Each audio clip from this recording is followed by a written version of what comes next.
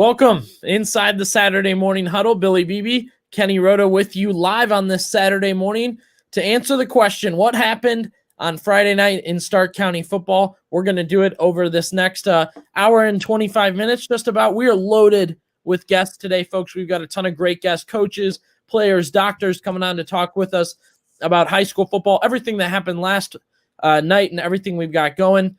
Two huge games that we covered. Three great games overall, though, for our radio stream and TV team. I welcome in Kenny Rhoda now. Kenny, Poochie Colucci, that was the talk of the town. Everyone getting excited for that one, and it did not disappoint.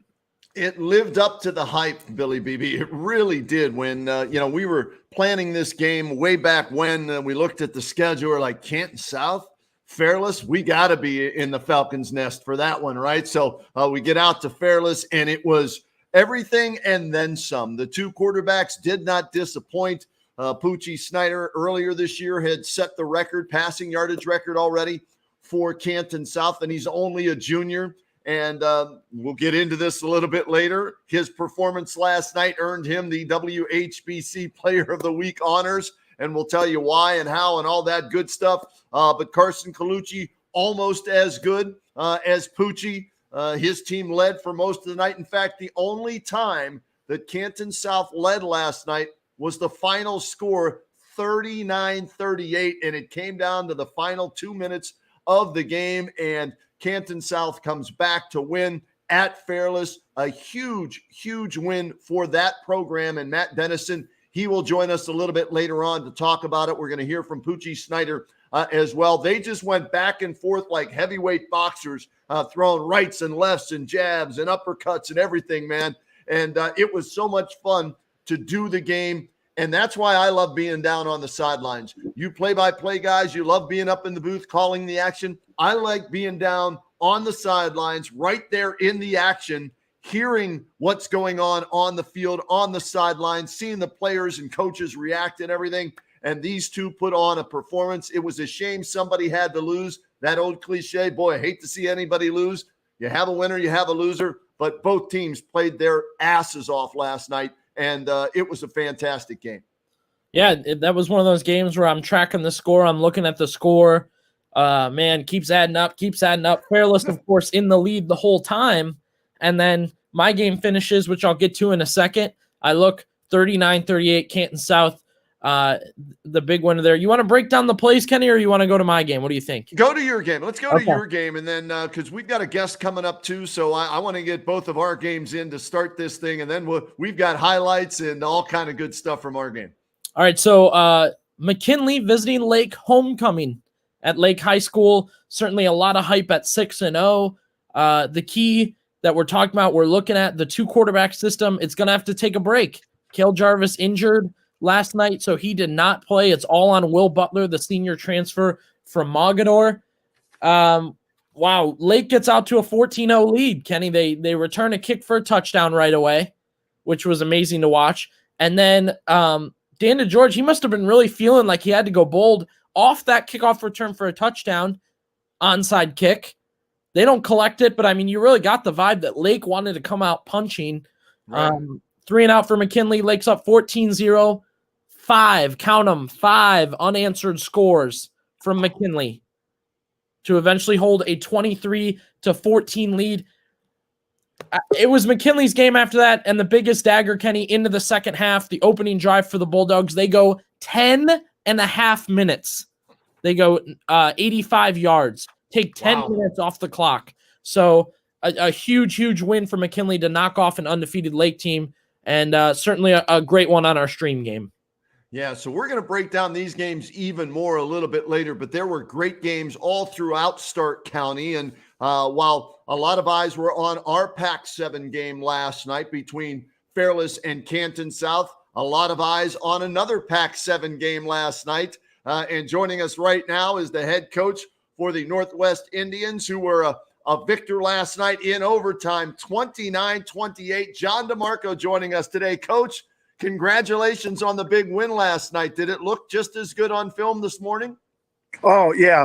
Thanks for having us, Kenny. We appreciate that. But, yeah, it actually looks better today. When you come out on top of a game like that, leaves you feeling pretty good.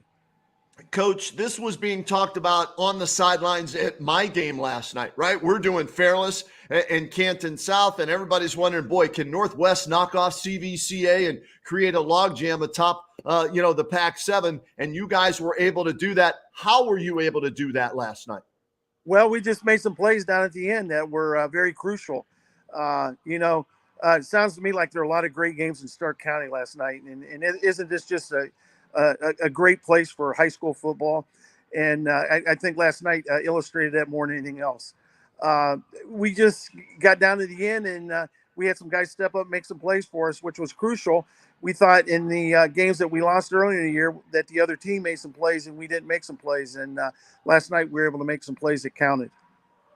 Coach, I want to take you back a couple of weeks. You guys start 2-0, then you lose 2 in a row. What was the message sitting at 2-2 that now has you guys winning 3 in a row?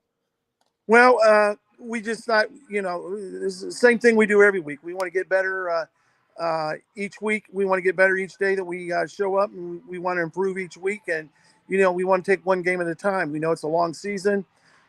We knew when we played Fairless and we lost by, 3 in a very hard-fought game that we thought this conference was going to be very competitive this year, and we just needed to keep improving and hopefully down the road that we'd have the opportunity to play for something. And right now it looks like we may have that opportunity. Coach, from year to year, you send messages out. The players hear you, but sometimes they don't get it, right? So when it was 2-2 and you were sending that message out, did you feel confident in your team that it resonated and things would turn around?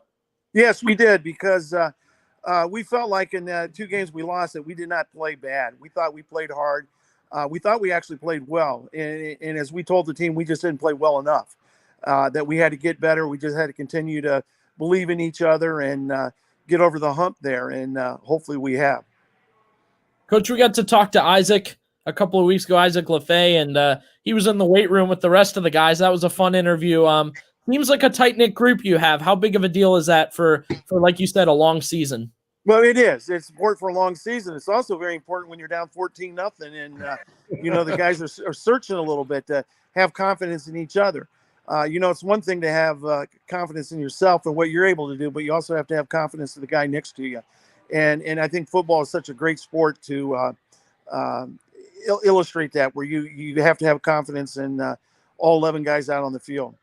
All right, Coach. I think maybe week 2, whatever it was, when we talked with you, you were, I don't know if you threw a jab at a reporter out there about your quarterback or whatever. No, I wouldn't do that, Kenny. You must not have taken it well. I don't do that. No, you don't do that, right? So, no. But Chase Badger, take me through his season, why you believed in him then, and what he did last night to help you win this game, and we'll get to the 2-point conversion here in a second. Well, he's a sophomore, and he's still getting better all the time. He still has room for improvement. He made some plays last night that were good. He had made some plays that we got to improve on. But down the stretch when we needed some plays, he really came through for us. He ad-libbed one of our touchdowns late in the game, and then he was able to hit Ethan on a touchdown where it was perfectly timed, and then he just dropped the ball into the corner for a extra point play. Just 2 beautiful passes. So he's improving each week. He's got some poise in the pocket. He does a nice job of just leading us in general. Let me follow up on that, Billy, with Coach on the 2-point conversion, because in our game last night, Fairless led the entire game, right?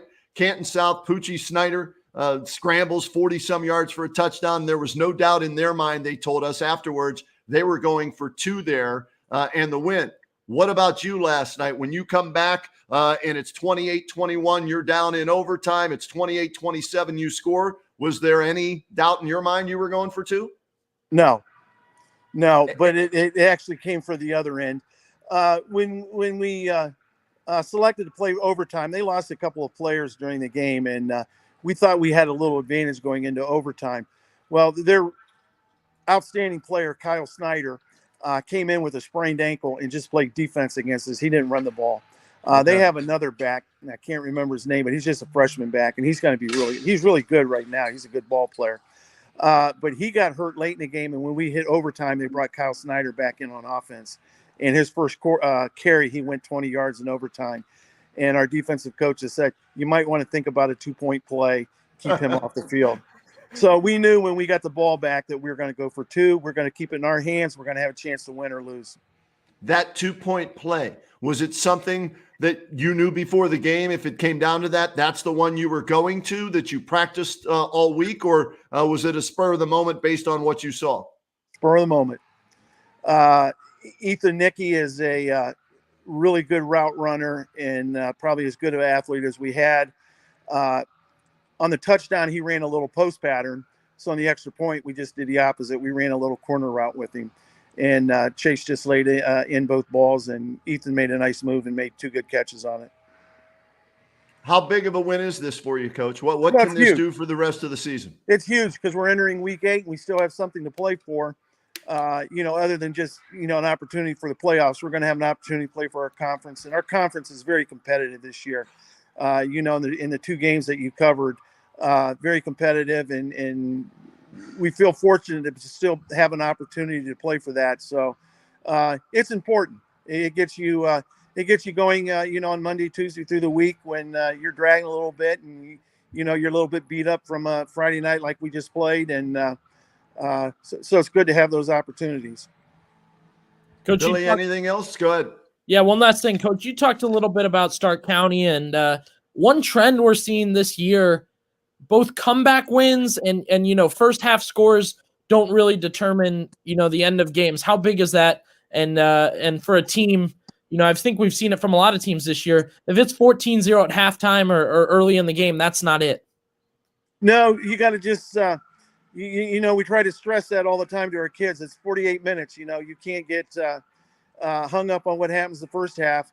Obviously, it's going to make a difference in what happens in the game, but you got to keep the faith, keep plugging away, and you're going to get somewhere between 8 to 12 possessions in a game. You just got to take advantage of those. So if you're behind, you just got to take advantage of your possessions, and hope you capitalize on those, and just kind of chip away until you get back into it. Hey, Coach, last thing. How about this? You're first place in the Pac-7 right now. It's a log jam at the top, so you're tied for first place there, and you still lead in the Press Box Food Challenge too. So you're first place in 2 different categories. How about that? Well, I heard about the press booth just this week. They said we're still number 1. And I said, well, that's always great to hear. You like to be number 1, and we got a chance to be number 1 from the beginning to the end, from gate to gate there. So that's quite an honor. Well, you're doing it on the field as well. Congratulations on the big win last night. Best of luck the rest of this season, and thanks for joining us in the huddle this morning, Coach. Thanks, Kenny. We really, really appreciate you having us on. John DeMarco and his team doing a fabulous job, Billy Beebe. A great win for them. I'm telling you, we're doing the Fairless Canton game, and I got people coming up on the sidelines like, hey, what's that CVCA Northwest score? You have any updates on that? Because everybody knew that whoever won Fairless and Canton South, if CVCA would get knocked off, they would be tied then with Northwest CVCA for the top of the Pac-7. So it was a big, big night last night in the Pac-7, but also a big night with some upset victories, Billy, and bring in our next guest because they pulled off one last night. Coach Troy Davis joins us now from Louisville. Coach, a big win last night. How are we feeling waking up early this morning? Still tired and don't have much of a voice left. I love he's got Leopard Nation representing behind him there. That's Always right. great to see that, Coach. Mindset going in against a green team, Coach, that throws the ball all over the field, right? They got playmakers left and right. Clockner can wing it with the best of them. So what was the mindset, the game plan going in, and did you have to adjust in game because of what was happening or no? Yeah, defensively, we wanted to go in and we went with a 3 front last night, and we wanted to be able to drop 8 at times. We wanted to confuse the quarterback and try to give him some difficult things to look at. And we were able to do that defensively, and we knew we had to tackle well. They're going to put guys in space, and our tackling was exceptional last night. And offensively, we wanted to do what we do. We wanted to grind it out on the ground, take our opportunities in the air when they presented themselves. And, So we were able to do that. We capitalized. Luck went our way a few times too, and we were able to capitalize when it counted. Coach Kenny mentioned defense. Let's shoot to offense real quick. You guys trailed, I believe, 23-7 was the largest lead they had over you. For a team that likes to run the ball, pushes the run, does a lot with the run, when you're down 3 scores like that, how is it that you still use the run but come back? Well, like in a game like last night, we have been through the grind with a lot of teams, and we've learned a lot of things about ourselves. And one of the things that we talked about at halftime was staying committed to what we do. You can't score, 21 points on one drive. You just have to successfully execute one drive at a time. And when we get out of character is when we get into trouble. So we wanted to stay in character last night, take what we could get, stay in the game to the fourth quarter, and have a chance to, to take it over in the fourth. And that's what happened for us. Boy, did you ever, Coach. You come all the way back. You win it 27-23. Wrote down some notes here, and I want to ask you about Charlie Roberts, your quarterback. A couple of TD runs and a TD pass. How has he developed throughout this season? Charlie's a great leader. He's a team leader for us. And, like last night was a learning thing for him, with the triple option and you're running the veer, the midline, the speed option. There's all kinds of reads. And like I was telling you guys before, last night somebody treated us differently than they treated us before. And, right. and so, Charlie's learning. Sometimes at quarterback, you're building the plane as you're flying it in the triple option, especially in his first year. Charlie's really adapted to that. Last night we were able to put him in situations to throw the ball at times that still gave us the run fits that, we needed people to drop down for the run and open up windows for throwing. And so he was able to do that. He had a great night last night. Coach, in a game like that, when you score 20 unanswered, do you know it in the moment, or are you just locked in on drive by drive? I'll tell you, we come out and we open up with a fumble that, we didn't think was a fumble, but whatever. It's what the rules are made, and they make the call, and it's that. And we knew we could push the ball. And that drive that we had where Jacob Davide and Will Ramsey just battling through the line, making big chunks. As a defense coordinator, I'm thinking, man, former defense coordinator, I'm thinking, this is not what you want to happen to you. We can take this. We can take this game because we're physically taking over. And so that was, for me, I was thinking, yeah, we're starting to tilt the field. We're starting to put things our way. And we just wanted to keep them on the ropes. And fortunately, we were able to do that. What is it with the Davides and running the football in Stark County, huh? Right. I mean, yes, they know how to play football. We're glad we got this one. Right. I mean, backyard, football when they're growing up, Jason, and Jacob, right? Jacob, 112 yards. He had a touchdown last night. I look at, Jason, 156 and 4 touchdowns. Jacob, 112 and a touchdown. So we were joking about it a little bit last night. The Turkey Bowl on Thanksgiving. That must be a great backyard football game, right? I would bet it's intense. I know I can speak for our Davide, and he's a 100% football player.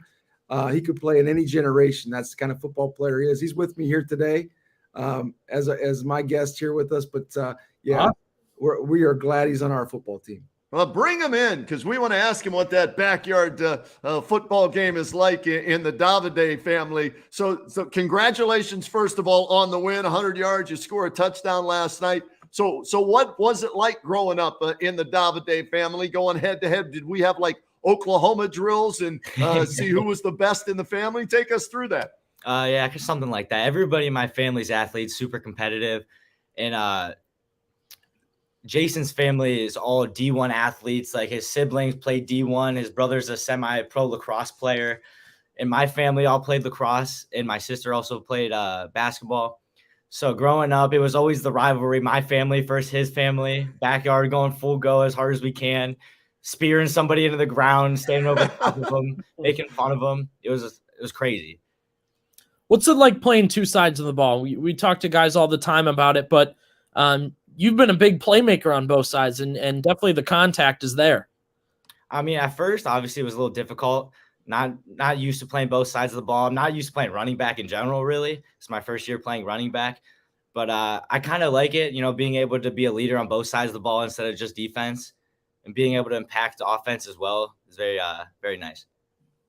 All right, as a player, what's it like when you're down as much as you were last night, and the coaches are telling you it's not over, but sometimes that doesn't resonate, and you could easily check out. So take us through that part of the game last night that enabled you guys to come back and get the win.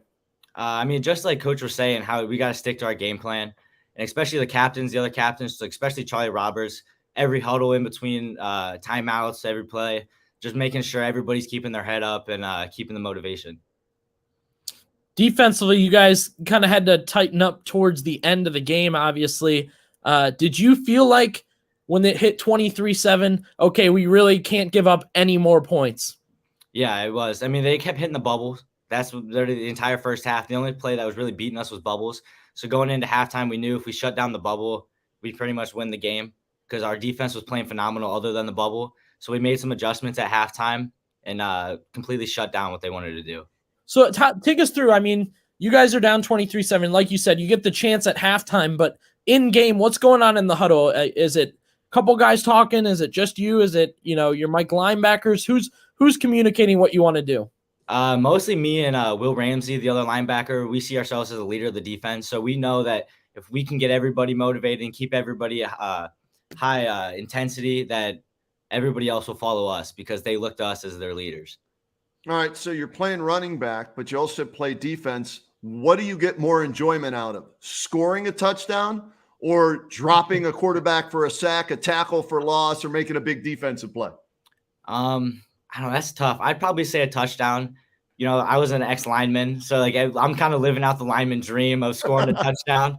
But I still love, obviously, making a big play on defense. There's nothing like it. The intensity on defense, I feel like it's just crazy. But being an ex-lineman, I feel like scoring a touchdown has to be nicer to me than a big play on defense. Want to go back to Coach real quick. Not sure if you both squeeze in here, but squeeze in together. Huddle up there, guys. This is the Saturday morning huddle, right? So huddle up, guys. Go ahead, Billy. There we go. So take us through the decision to make and give time to Jacob at running back. Is that something you did in camp, something you thought of last year? And then how did you guys work that out? Well, I'll tell you what, Dov, we call him Dov around here. So he came in as a center, as a sophomore, started center for us, totally transformed himself, spends tons of time in the weight room. And so it was easy to see there. If I get back in the camera, it was easy to see, like he was putting in the work that he was going to be able to run the ball. And going into this year, going to triple option, we knew we had to have dive backs that could just pound the inside. And right off the bat, man, he gets the ball, he breaks a 7-8 yard run. The numbers were behind him. He could push the field and get yardage for us. And last night it was Essick, Davide, Ramsey, just boom, boom, boom. And like I said, from the defensive side, I would not want to see those three dudes pushing on me all night long.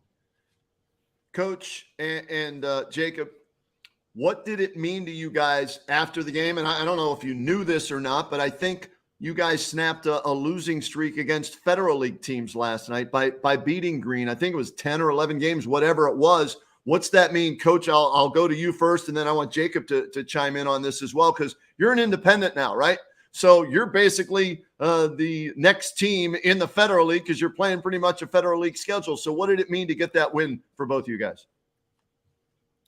Well, I can tell you from my perspective, just seeing the community last night, we were watching a film playback, and the screen is the camera's jumping up and down because the stadium was rocking. It felt like Leopard football came back last night. It was Leopard football in the Ville came back last night.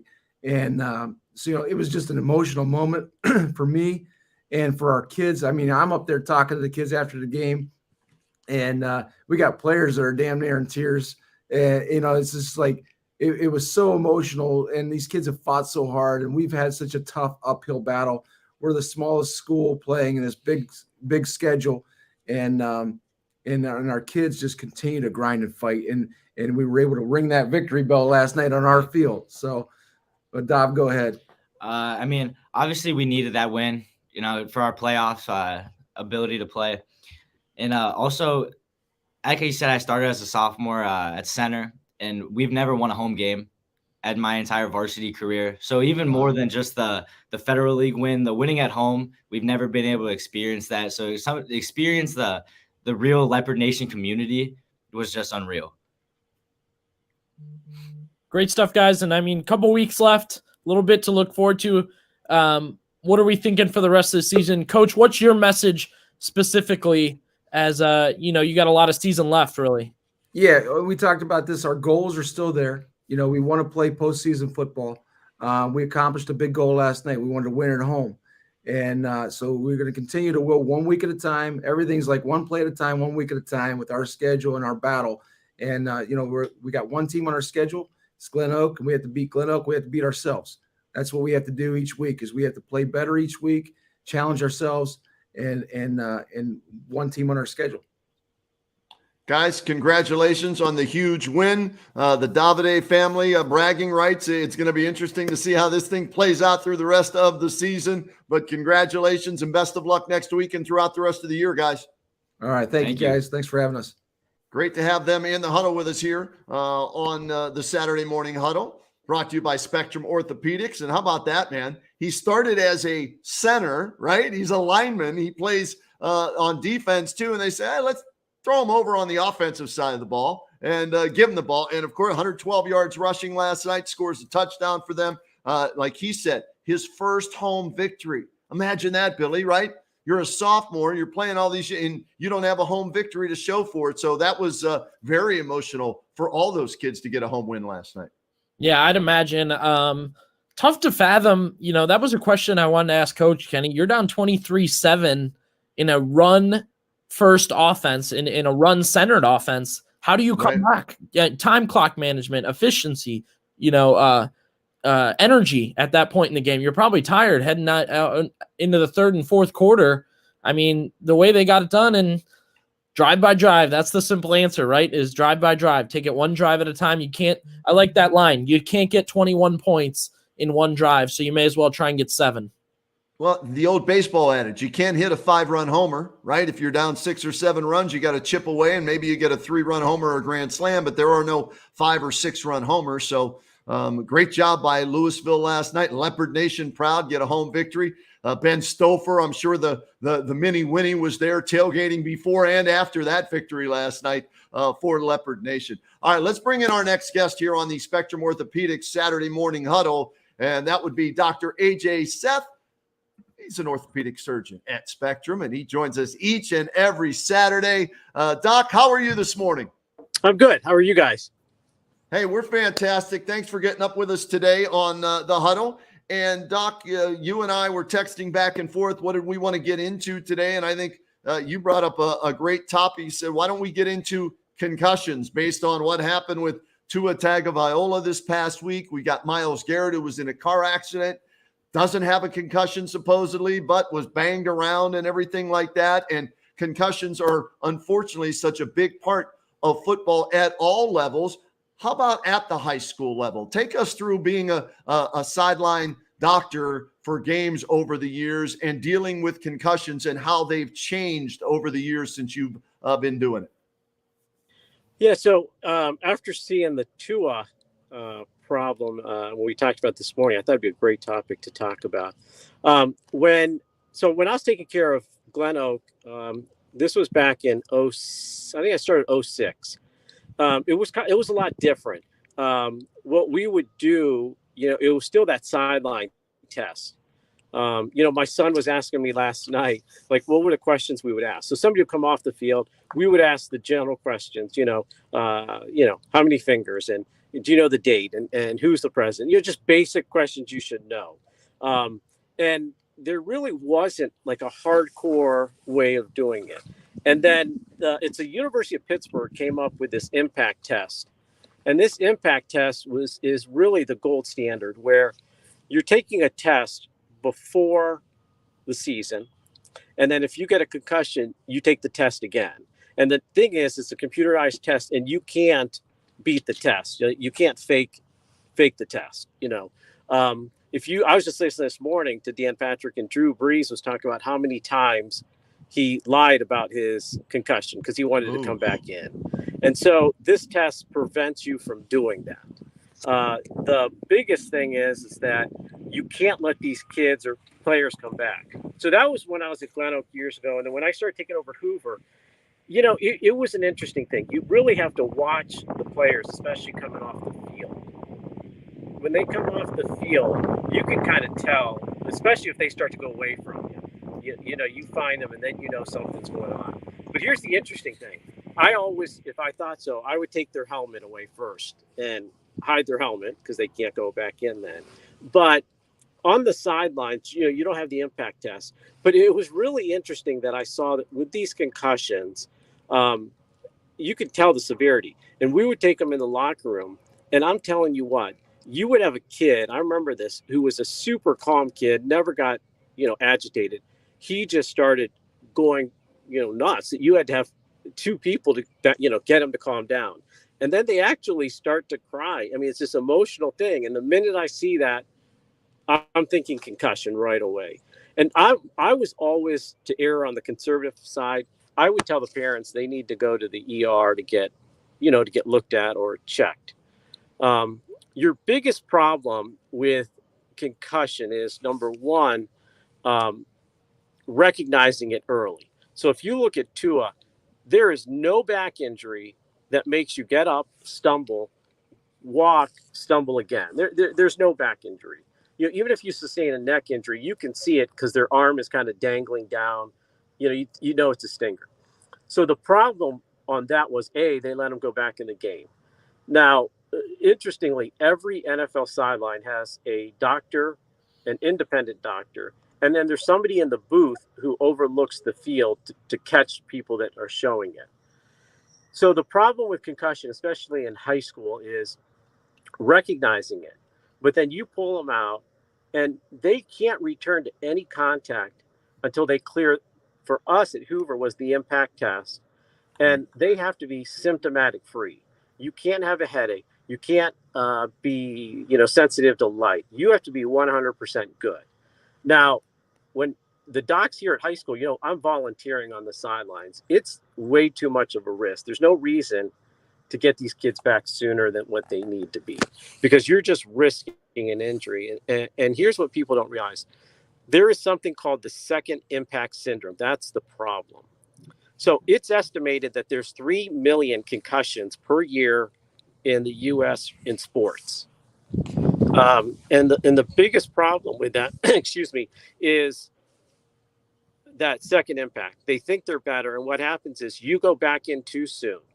You get hit, concussion. It doesn't even have to be a full-blown concussion. You could just come off with a headache. What happens is, and they have no idea what causes this second impact syndrome, you have a problem of change of blood flow to the brain. Your brain actually kind of herniates or gets swollen.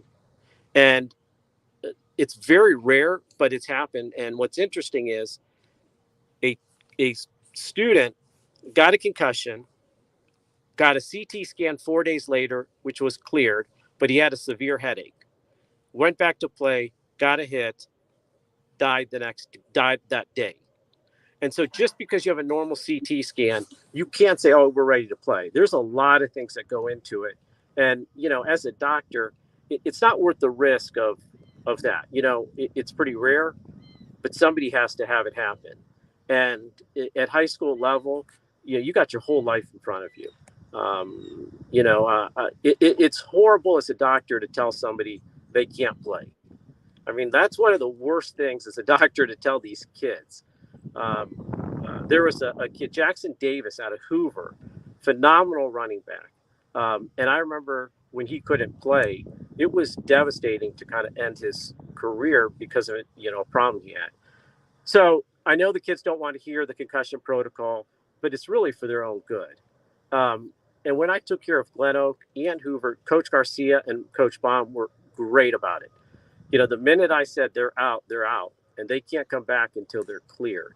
So, we've had blessed with coaches that understand it. Probably in the old days, it was, how many times people got their bell rung. Right. And now you see that whole CTE coming up. And, that's where these concussions occur over and over again. And the problem with CTE is there's no treatment. So people see changes down the road, right? Nobody knows why, but then they do a brain autopsy and they died from suicide often because of CTE, which is spots on the brain they're seeing from repetitive concussions. Once you get it, you guys, there's no treatment. I mean, it's with you. And so long term, you got to look at these kids with concussions from soccer, especially football, any of sports, really be really conservative. Doc, let me ask you, in the medical community, are concussions something that we're still learning about? Is there still a lot to learn with concussions? Comparing them to hearts or shoulders, things like that. Are we behind on concussion learning?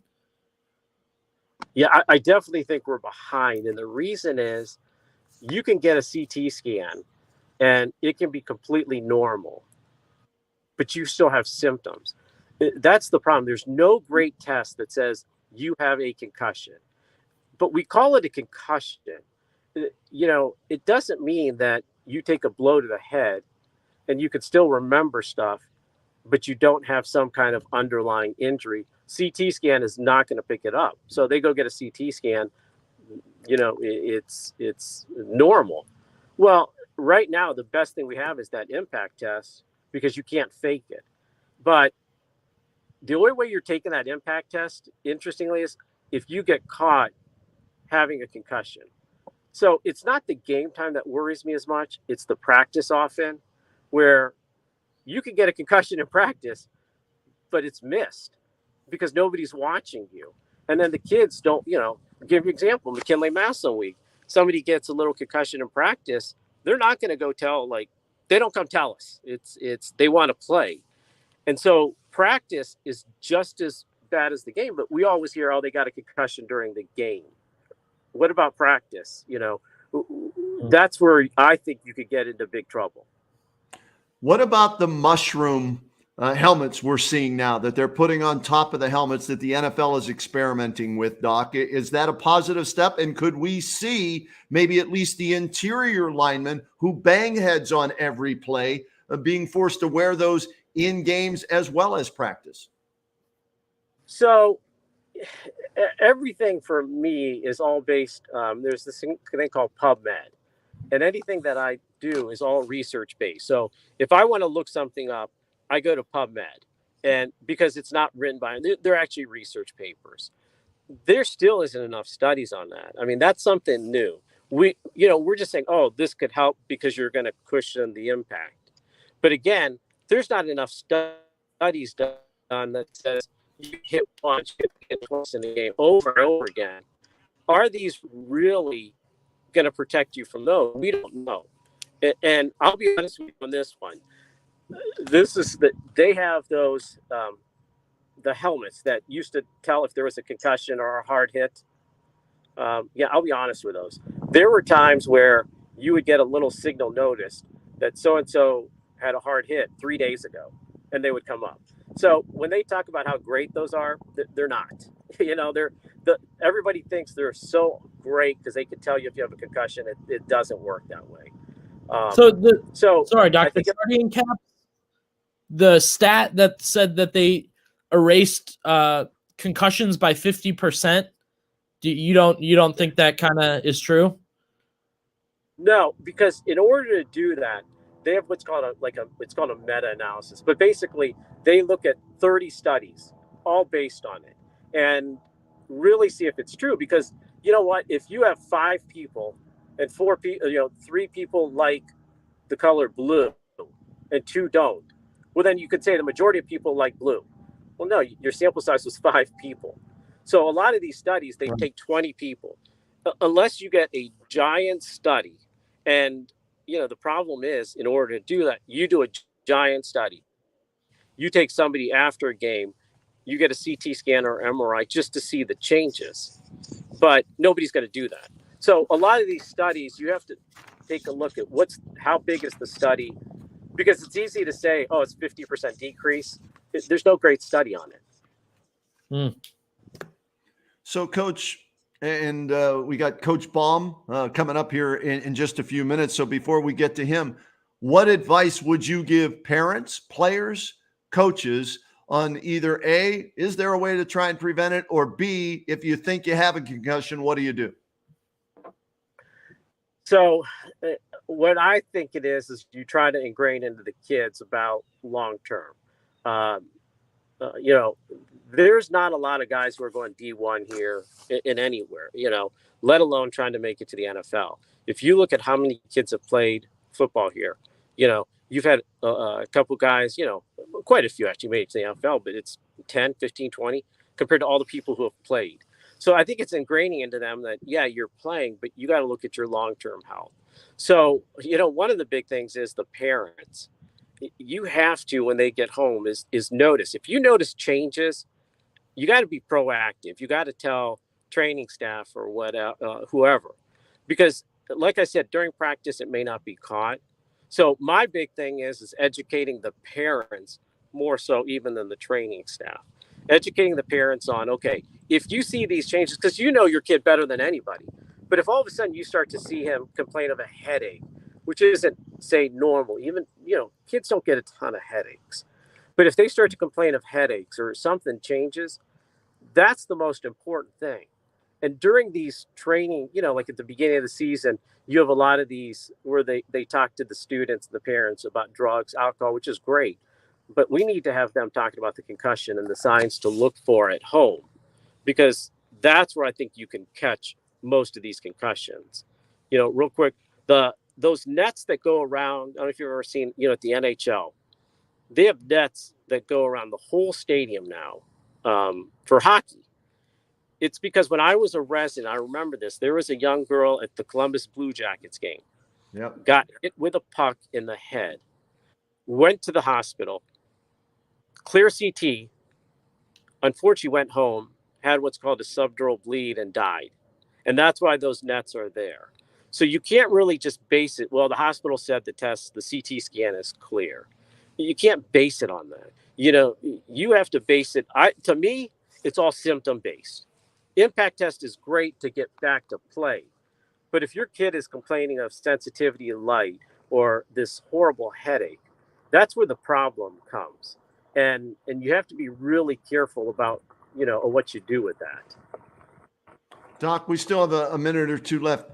If you do get a concussion, yeah, we'll let you go hit off the first tee there. If you do get a concussion, what can you do? Yeah. What's the treatment at home with the sports teams? What can be done? Yeah. So the biggest thing to me is quiet environments. Taking the lights down.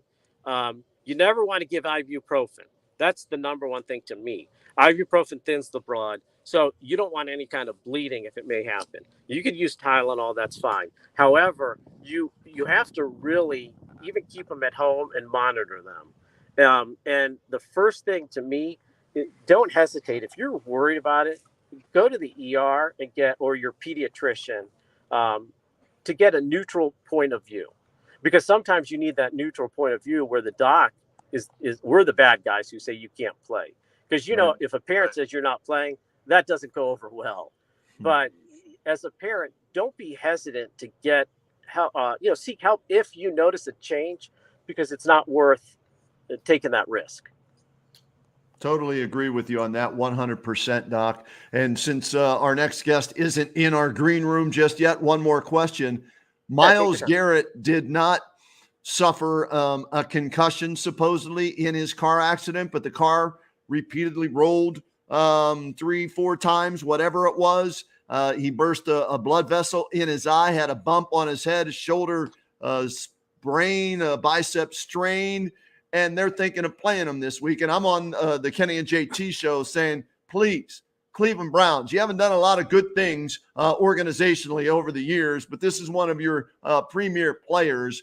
I'm no doctor, but there's got to be some sort of trauma that happened to his brain, 20 miles over the speed limit in that type of a crash. I can't see how they would play him this week, even if he says he's fine. Doc, am I nuts?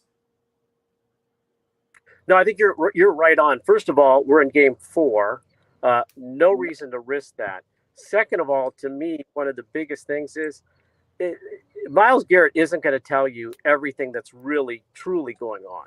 He's really not going to tell you his true injuries, and that's the problem. If he's having headaches, he's not telling the guys. And you Well, can't that's even all tell. athletes, How do you know right?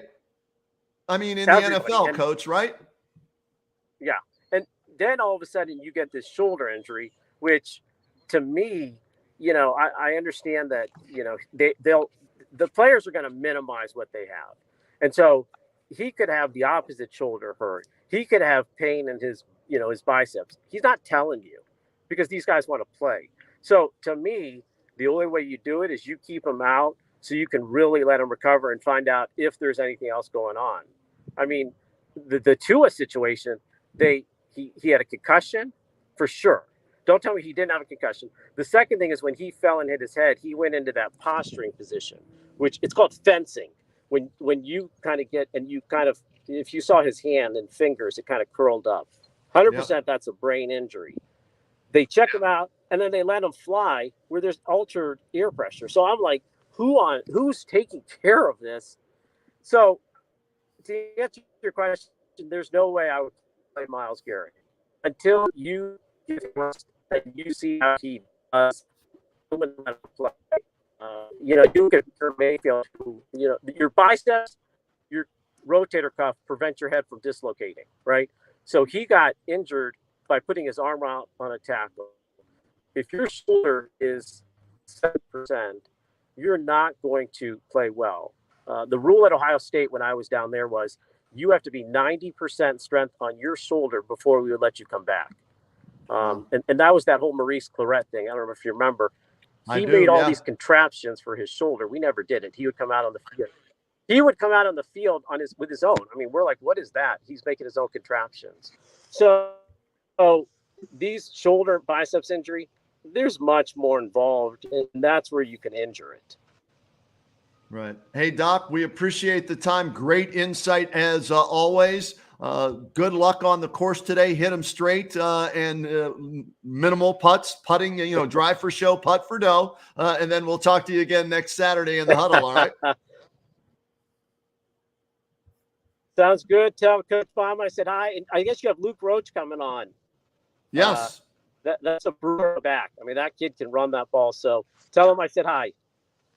Will do, Doc. Thanks so much for joining us. There is Dr. AJ Seth from Spectrum Orthopedics. And Billy, I only called him coach one time, I think, today. That's good. I'm improving. I only called him coach once. It just comes out. Like normally it's, we're talking to coaches or a player and it's, Dr. AJ Seth. But great stuff on the concussions. And I agree 100% with him. Err on the side of caution, especially at the high school level, right? They're gladiators in the NFL. They get paid to play. They know the consequences in that violent sport. But as Dr. Seth told us, high school, most of these kids aren't going to play at the next level, and you want them to live a happy, productive, healthy life. And so you don't want to take any chances with concussions. And so that's why we love having Doc on with us and giving us that insight as only he can here on the Spectrum Orthopedics Saturday morning huddle. So we'll hook up here with Brian Baum shortly, the head coach of Hoover. They had a big win last night over Perry, a good bounce back win for them after getting trounced by McKinley the previous week. Hoover bounces back and wins 24-14 last night. And you see the scores from all the games throughout Stark County on the bottom of our screen there here on the Saturday morning huddle. And you can see how your team did. And we're trying to get as many different coaches, players on as we can to talk about the big games. And Coach Baum and Luke Roach, the running back who ran for 99 yards, going to join us here very shortly on the huddle, Billy. And okay, bring them in. Coach. Hey, good to have. Good morning. Hey, great. Good morning. How are you on this Saturday morning after a big Federal League win like that last night? We're doing well this morning. It's always nice to get a win in the Federal League and to go out there. We had a nice performance. Both is one of those team wins that you can be proud of as a staff and the team. Coach, let's jump right to it. That turf you guys have, it's beautiful. It's nice. It got you 4 wins, but I think everybody wanted to see you win on the road. How did it feel to get it done traveling? Oh, absolutely. We didn't do well on the road in our first 2 attempts, and we had to make some changes. And I thought it went real well there, Perry. I was real proud of our guys and getting one there on the road. you got to become a road warrior, especially if you want to do something in the Fed. What adjustments did you make, Coach, to get the road win last night? Hey, nothing that probably led to the win, but we had music in the locker room, the timing of stuff getting there. We were just trying to change them up. We wore black pants on the road instead of the white, so I was doing anything and everything I could to break those 42-9 losses that we had the first two games.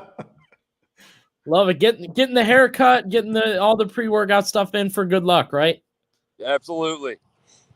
Going forward, Coach, I mean, you guys are up towards the top of the Federal League and sitting at a great record so far this season. What do you tell the guys with a couple weeks left? I mean, you got the conference at stake, you got playoffs at stake. What's the message right now? We have to focus on a good Lake team, and that's what we addressed today. I said, hey, they're going to start talking playoffs, all that stuff.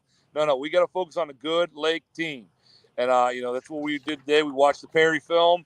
A lot of good things we need to fix yet, but our focus on 100% of the Lake Blue Streaks. Last night, you get the win 24-14 over Perry at Perry.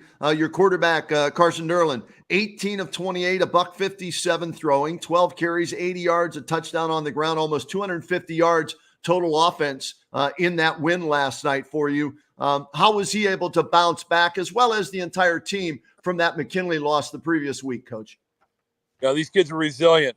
They're looking for that next week, and we all knew we had to have a better week of practice. We did that, and I watched it. I'll go back to McKinley film, watch that, and they did some really good things there with their O-line. Nina Hill was tough. They made us look bad, and we turned the ball over. So we went out there defensively. We took that personal. We said, hey, we got to do a better job. I thought we did that, and we did not turn the ball over. That goes a long way. Coach, you guys, we talked about the players you lost last year. Clearly, you're making the most of the guys you have now. You have a great record.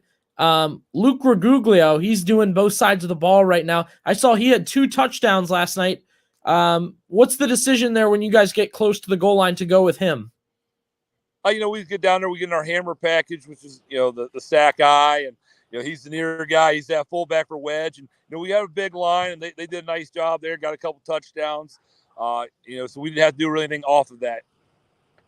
Offensively, you did some good things last night, Coach, but what I'm most impressed with, coming off of, I think, a 255-yard game, DeAndre Church, you held him to 85 yards and only 1 touchdown last night going against that wing T offense. How was your defense able to do that last night? We had a couple real good edge setters, and they're only sophomores. They went out there and they were going to hit their guards, and our linebackers did a nice job filling gaps. And obviously, it was a team effort. Everyone was hustling the ball, and they still got some of their plays in there, but we were the bend don't break style, which is you make them earn it slow. We did a good job with that. Coach, going forward, you get to a certain point in the season. You guys have done different things. You've won some games. Does the game plan change at all? Or are you going to try and do some new things with a couple weeks left? No, we have to try to adjust and see what they're doing and find a way to get our playmakers the ball. Mason Ashby, Zach Brocker, Derlin himself, and our running back who's with me, Luke Roach. Let's bring him in. Yeah, bring the running back in. Let's talk to him now, Coach. Yeah, before I turn it over to him, man, what a gutsy performance. We weren't sure what we were going to get out of him. He was a game-time decision. He went out there, and he just worked his tail off, did a great job on one leg for us. So, Luke Roach. All right, Luke, thanks for making time for us here on the Saturday Morning Huddle. Congratulations on the big win. How important was it, Luke, for you, your teammates, and Viking Nation to bounce back after that loss the previous week? Obviously, it was really important. We had to make a name for ourselves in the Federal League, obviously coming off of a Federal League championship last year. So we need to show these teams that we still have it and we still got a chance to win this. So, Luke, you guys get the big road win. I just talked to Coach about that, but I think a lot of people are excited and they like the new turf. Talk to us about how it feels and what you guys kind of thought as you're undefeated so far at home. Yeah, I mean, it's really nice turf. It feels really good to play on, and it doesn't really hurt to get tackled like last year. Last year it felt like carpet, so it's definitely an improvement this year. That's always nice, the comforts of home and everything like that. And it looks good on top of all that, Luke. For you, being dinged up like you were and gutting it out last night, when did you know you'd be able to go, and how did it feel during the game? How do you feel this morning? I knew as soon as I ran like one route in the pregame, I was like, okay, maybe I can pull this off. And then slowly and surely, the adrenaline started kicking in, and we started running the ball a little at pregame. And I was like, yeah, I can definitely play. So. And did you expect 20 carries though, or was it just that happened and it didn't bother you? So you said, "Coach, I'm good. Keep feeding me." Yeah, that's basically what happened. So. Tell me this, Luke, when you guys drive all the way down the field, when you get close, and then you run a hammer package, and Gruguglio or somebody else, oh, it looks like we lost him. Oh, we'll get him back here. I know where you're going with the question, though, Billy, right? He does all the hard work, and then they get into the red zone. Next thing you know, they're giving the ball to somebody else, right? Yeah, who owes him a burger at that point? And you think Coach Baum or Gruguglio for taking his – he took 2 touchdowns from him last night. Yeah, if you had Luke Roach in your fantasy league, you're screaming, lad. What do you mean he didn't get the touchdown? He took him all the way down the field there along with Ashby, and then you bring the hammer package in there. So we'll have to – I think both. I think he gets a burger from Gruguglio and from Coach Baum there on that. So we'll see if we can get him back and ask him about that. But how about that performance last night by Hoover, Billy? As he said, 42-9. McKinley crushed them the previous week. We did the game. We were there. I watched it. And McKinley dominated that football game. And for them to be able to block that out, put that in the rear view mirror, look out the windshield, what's ahead, that was extremely impressive by Hoover last night to get that win. And hey, they're like he said, they won the Federal League last year. Okay, so they're still the defending champs, and they're not going to go down without a fight. And so they're right back in the thick of things. In fact, can you put up the standings real quick, Billy, from the Federal League while we wait to try and get reconnected there with Coach Baum and with Luke Roach? Here are the standings now in the Federal League. Look at this. You've got McKinley 3-1. You've got Lake 2-1 and Hoover 2-1. So both Lake and Hoover are a half game behind McKinley because McKinley's played one more Federal League game. So this is up in the air with 3 weeks to play in the Federal League, and that should make for some great football down the stretch for everybody going to games and for us, whatever games we pick to do on the radio, TV, or streaming. Yeah, well, we do our bold predictions pregame. Myself and George Bazika, I went off script. I decided, I said, you know what, I'm thinking about my game, but I had an eye on that game, and I said, I made a bold prediction for McKinley Lake, and then I said, but George, I want to add in there, Hoover and Perry, that is a must-win game, and whoever wins that game is on the up and up. That was my bold prediction. Both those teams sat at 4-2. They both were coming off good wins or tough losses with Jackson and your game. So I said, it's a must-win. It's an up and up type of game. You get that win and you move on. Congrats to Hoover. That's huge. And like you said, they're getting performances when you need it. Late in the season, guys are banged up, and Federal League's on the line. Hoover pulls it out on the road. A must win. I mean, how many times did I talk about it? They hadn't won on the road. They had to win on the road. Right. Yeah, and here's the thing, though. Looking at those standings on the bottom of the page, Billy, McKinley controls its own destiny, though, right? McKinley now has played one extra game, and they already picked up a victory in the Federal League. So they've got Jackson at home this coming week, right? And then Glen Oak on the road, and they're done in the Federal League because that last game, of course, is always the McKinley-Massillon game. Right. So they control their own destiny. If McKinley wins the next 2 games, the worst case scenario for them is a share of the Federal League. All right. And this was a team that started 0-4. Now, if you're Hoover, and I'm looking ahead, and I love our handy dandy pocket schedules here that I'm holding up right now. I carry this thing with me everywhere I go. All right. So I'm looking at this. Hoover let's see. They have a home game against Lake, which is going to be tough. Then a home game against Green, and they close it out their rivalry game at Jackson. So they've got at least 2 really tough games to play in the Federal League left. And then you look at Lake this week, as we mentioned, they'll be on the road at Hoover. Then they have Perry on the road and Green at home. So it's going to be tough. And Jackson, they've got an outside shot still at this thing, right? You've got McKinley and Hoover left. They've played 4 Federal League games, so they have to win their next 2 and hope that these teams in front of them all lose at least 1 game. So McKinley, who'd have thunk this, Billy, after week 7? If you would have told me after week 4, McKinley's 0-4, that they'd be in the driver's seat to win the Federal League, after the next 3 weeks, I would have told you were crazy, but that's exactly the situation.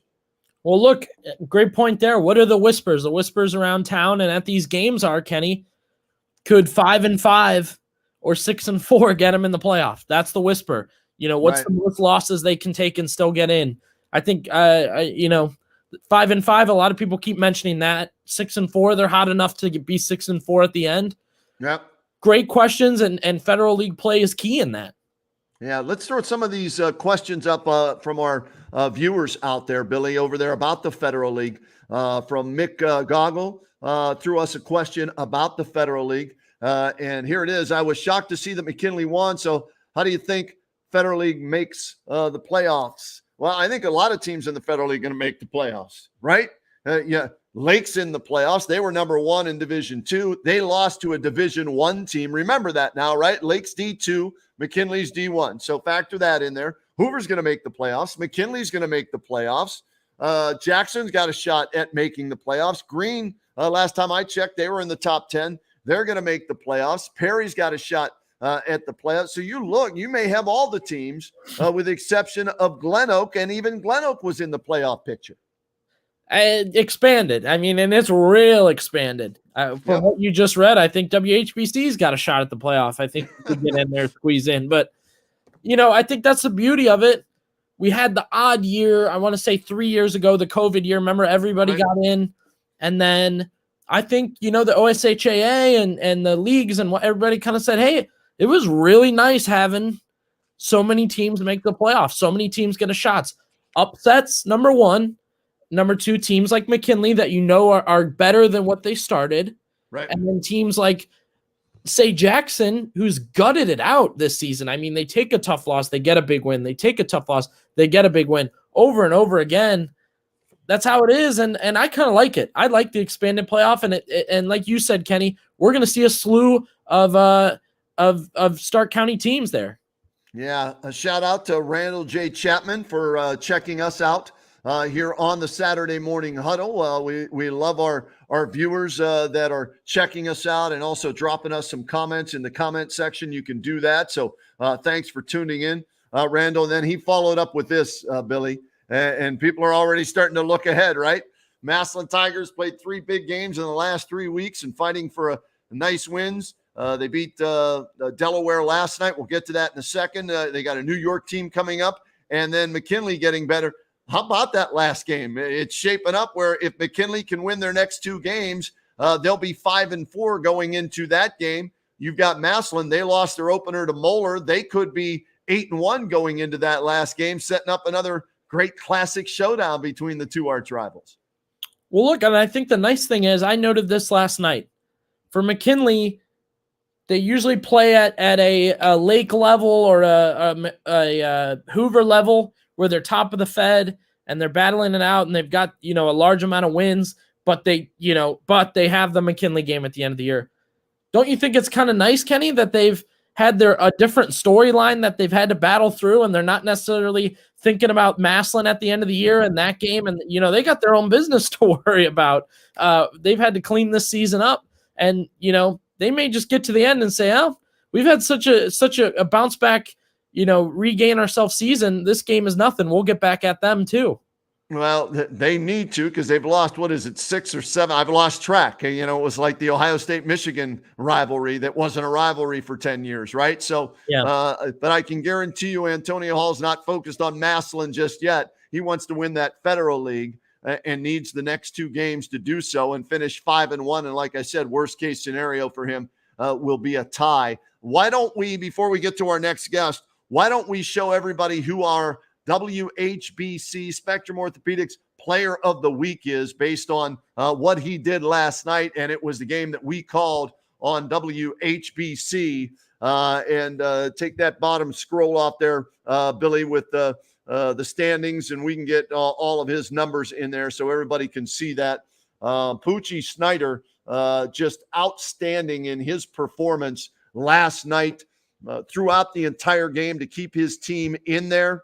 And give them a shot. Billy, he threw an interception in the 4th quarter that a lot of us thought, oh, That's it. There was the one defensive stop that one of the teams needed, and Fairless was able to make it, and they go down. It looks like Fairless is either going to run out the clock or take a 2-score lead, and a simple shotgun snap from center goes awry. Either it was too high or the quarterback took his eye off the ball. Fairless fumbles, and then Pucci takes it down the field, scrambles. Do we have the touchdown play as well? It was one of his 7 carries that racked him up 74 yards, and it was the touchdown that put him within 1. Watch this play. It ends up being a quarterback draw, and he runs this thing to perfection. Look at this. Whoop.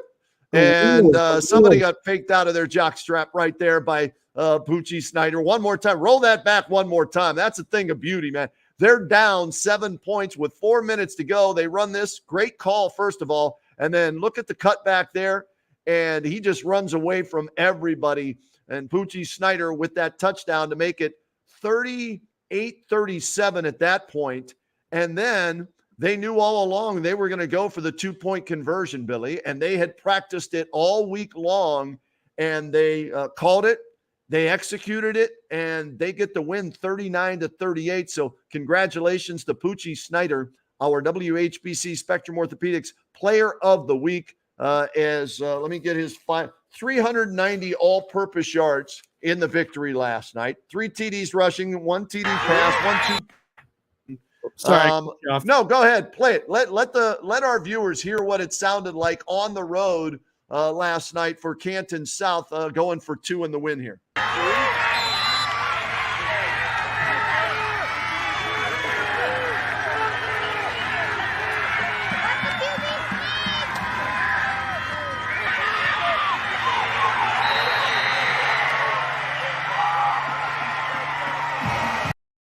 How about that play, man? Something they worked on. They knew it could work. And I talked with Coach Dennison after the game about it, and we'll talk to him coming up here at the top of the hour. He actually stole this play from an opponent who beat him with it years ago, Billy. So we always hear about the NFL, how it's a copycat league. They bring Tavon Castle in motion, and that way it gets him moving already. They throw him the ball, and he either keeps coming in motion because that's how the blocks are set up, or he can put his foot in the ground and cut back and go to the outside. Watch, there's the leg movement. That sends Castle in motion. There's the pass, and then boom, and he takes it in and goes straight ahead and gets the 2-point conversion. That put him up 39-38. Now, Fairless still had a chance to come back in that game. They had the ball with 2 minutes to go and a couple of timeouts.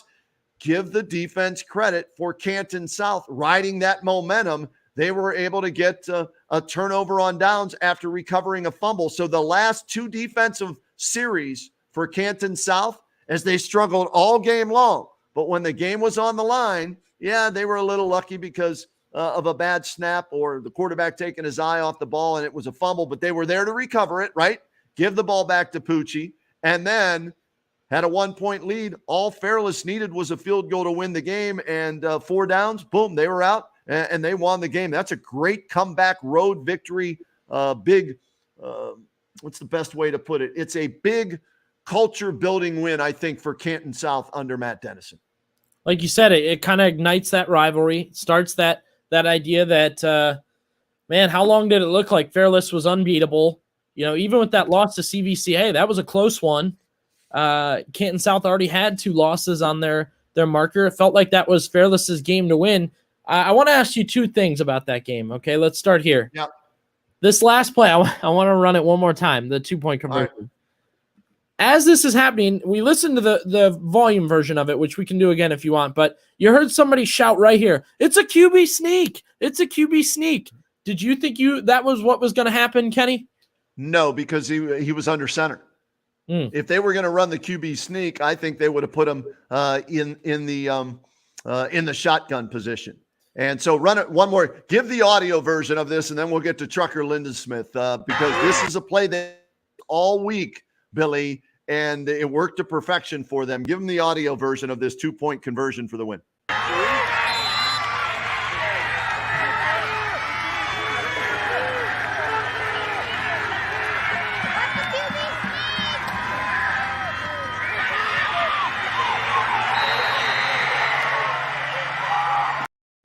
great crowd we had last night. Canton South traveled well. The Falcons' Nest, they were getting ready to sing the Ring of Fire afterwards after a big victory. And I talked to AJ Sarbaugh after the game, and AJ's an upbeat guy, right?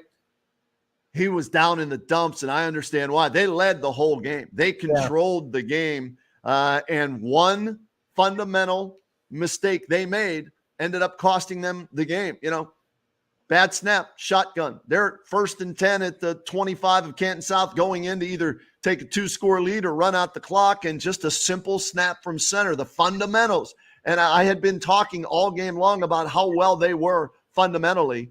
And my goodness, that one mistake, and give Canton South credit, they capitalized on it, and they went for 2 and got the win. And our next guest knows a little bit about going for 2 in the win in a close game. Let's bring in the head coach at Central Catholic, our good buddy, Jeff Trucker Lindesmith. Coach, thanks for getting up and joining us in the huddle again. How are you today? I'm doing fine. How are you guys doing?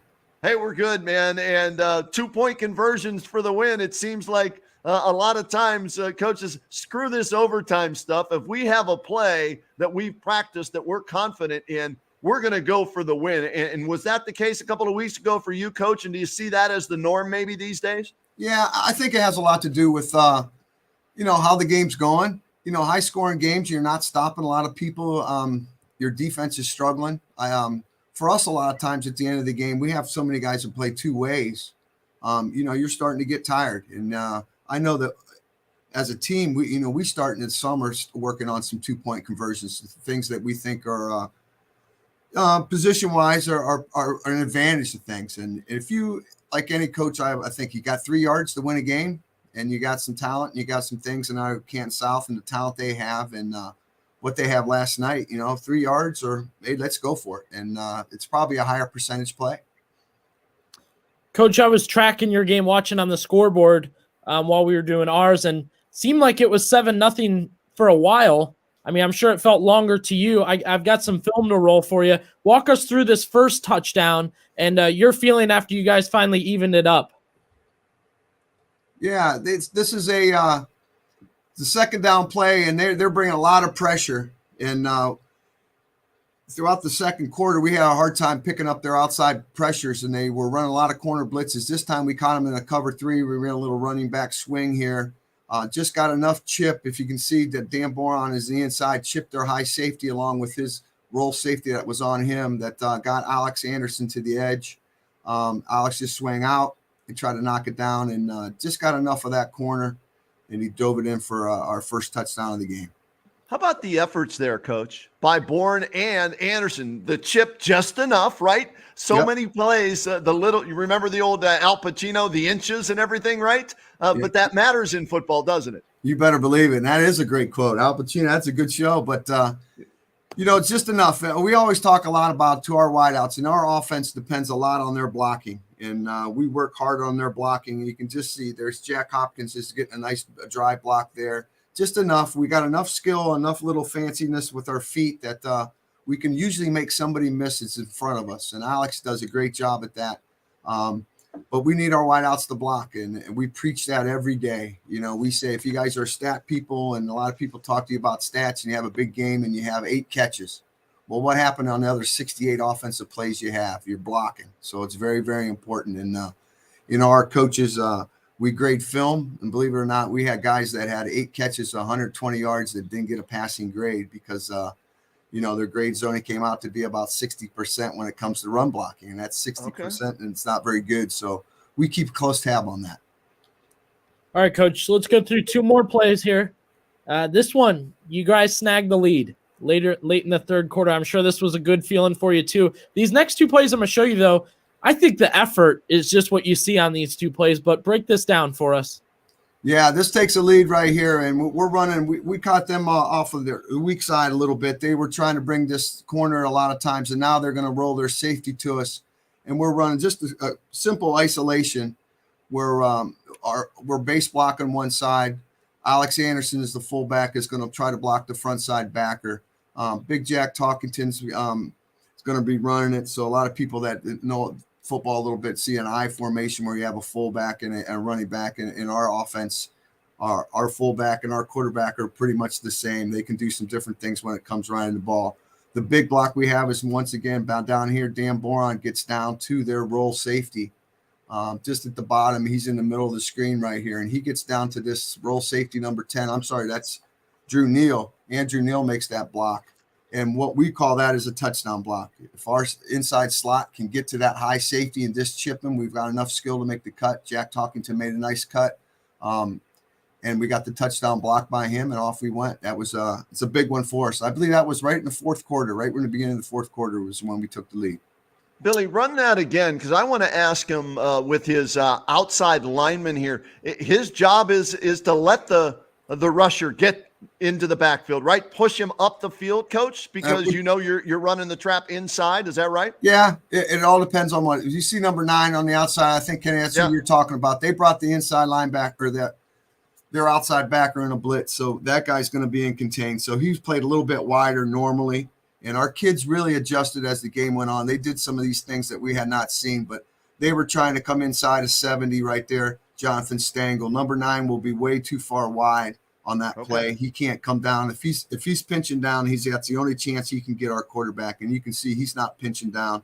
They're going to try to run a little game inside with the outside backer, and we just get enough of them in there to score. But you're right, Kenny, that we had a little bit of trouble with that probably for 2 quarters, and we were looking at some base blocking schemes that were freeing some of their blitz and linebackers up, and their safeties. They were doing a lot of different things for that, and they did a good job at it, and they kept us quiet for about 2.5 quarters. Coach, one more thing, and then we'll get to your maybe favorite touchdown, your final touchdown on this play. Okay, as we're watching it happen here, talk a little bit about blocking, the athleticism that goes into it, right? Yeah. A big score to take the lead. Celebration. Is that the same play? Break down the celebration for us. Billy, was that the same play? Yeah, that one looked like the same play. Want me to talk about the celebration, Billy? Is that what you're saying?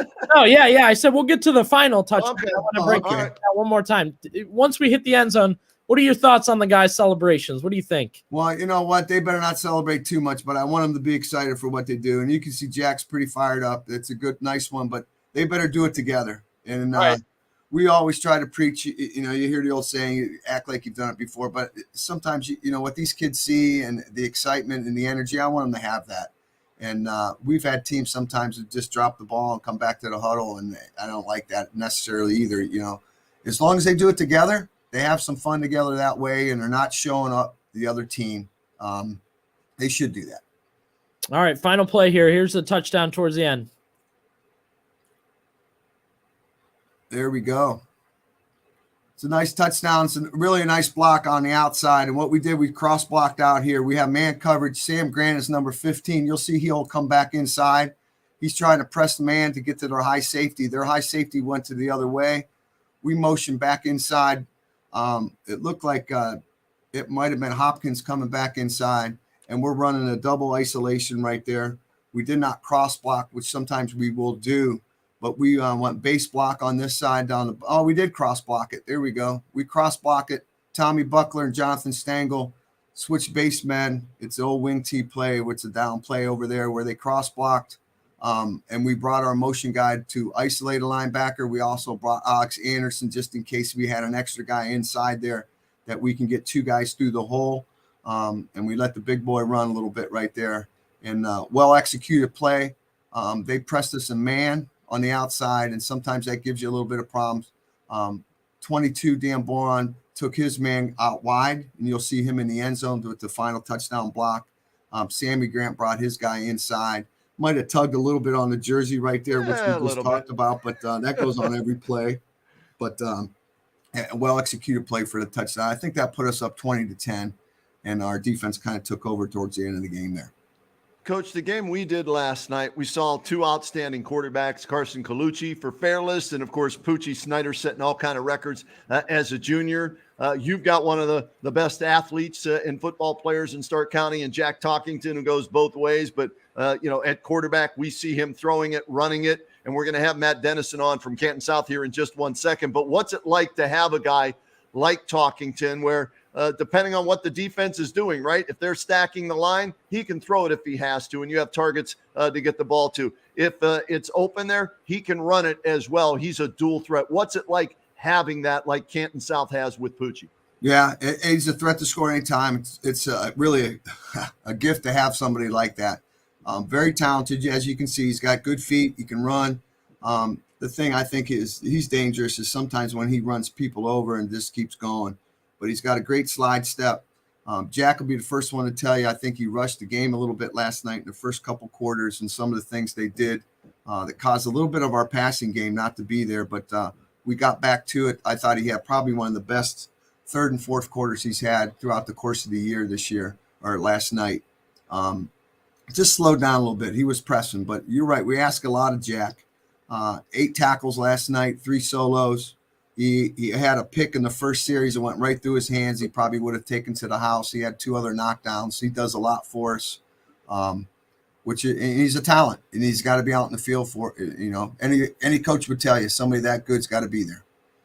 All right, I'm going to ask you a question about him, and I want you to give us an answer. And the question is, you don't know Jack. So what don't we know about Jack Talkington that should be out there for everybody as they watch him play the rest of this year? One of the biggest hearted kids you'll ever see. All he worries about is the team. I don't think he ever looks at stats. He doesn't worry about anything like that. He just wants this team to win, this team to get better. The media and everything around you guys do. You do a good job at, he talking stats, talking this and that. All he wants to do is win. I think that's the first time we won 2 games in a row from last year to this year. And that's the very first thing Jack said to me in the locker room last night. That's 2 in a row. Let's get moving. Let's try to get 3. And it's just an awesome kid. 20-10, the big win over Mentor Lake Catholic for Canton Central Catholic. And Coach, you're above 500. That's 2 in a row. You're healthy. Are you feeling good where this team is at moving forward? Yeah, we're getting better, and that's important for us. Defensively was the area of our biggest concern, really young defensively. And the teams we had to play and we'll continue to play posed so much to us. The physicality of our first 6 games, the size we had to go against. Now we're starting to see some teams open it up a little bit more, throw the ball a little bit, and they're challenging our secondary, and they're growing. They're getting better. And it's 2 weeks in a row. I thought our defense got better, had some big stops on the goal line, doing some better. We're tackling better too, which is important. Right. But, we're getting there. Kenny, can I ask you a question? Yeah, go ahead. Now, last night the temperature changed a little bit. Did you break out any of that warm gear that I've seen in the past? Coach, I did not break out the Timothy Mozgov Elmer Fudd hat yet. It is not that cold. That is saved for special occasions when the temperature's below 20 degrees or there's a blizzard, like in 2016 when you guys were playing your playoff game at Lake en route to a state championship. So that's only for special occasions. Okay. Yeah, there was a lot of talk you might have broken out. Okay, I'll make sure I clarify that. Yes, please do. But I did warm up after the game once I got home with some beverages, if you know what I mean. There you go. Oh, yeah. Hey, Trucker, thanks for making time for us. Continued success. Congratulations on the big win and for joining us in the huddle. And we'll talk again soon, all right? Yep, my pleasure, guys. Have a great day. There he is, Trucker Lindesmith. Huge win for them last night and very comparable, his team, I think, to Canton South. Young defense, stud quarterback. Big victories last night by both teams. And let's bring in the head coach from Canton South, who I'm sure is still enjoying the win this morning with their huge Pac-7 win on the road at Fairless. Matt Dennison joining us right now. Coach, I asked another coach earlier this morning, does the film look as good this morning as it felt last night or better? Yeah, the film looked pretty good this morning. We offensively, we played real well. Defensively, we actually played a little better than I thought we did. The things that we've got to fix are fixable, which is that's a good thing when you have a big win on the road against the returning champs. Last 2 weeks we've knocked off the 2 defending champs, and we got a little help last night from Northwest that set us up for taking care of our business and making our destiny our destiny under our control right now, which we really like as far as the league goes. Coach, a game last night, everybody was talking about it really for the past 2 weeks, maybe 3 weeks. How are you keeping your team level and ready for that game and not letting the hype take over? Well, we really focused on getting better each week, and that's what we're still doing. And our kids are pretty level-headed kids for the most part as far as that goes. And we talk about a lot about our big goals all the time and what it takes. And we have one play at a time is one of the things we talk about a lot. Win the next play, and we go day to day and play to play, and we'll be all right. When we start looking ahead, but bad things happen, and that's what has been a point of emphasis for us the whole year.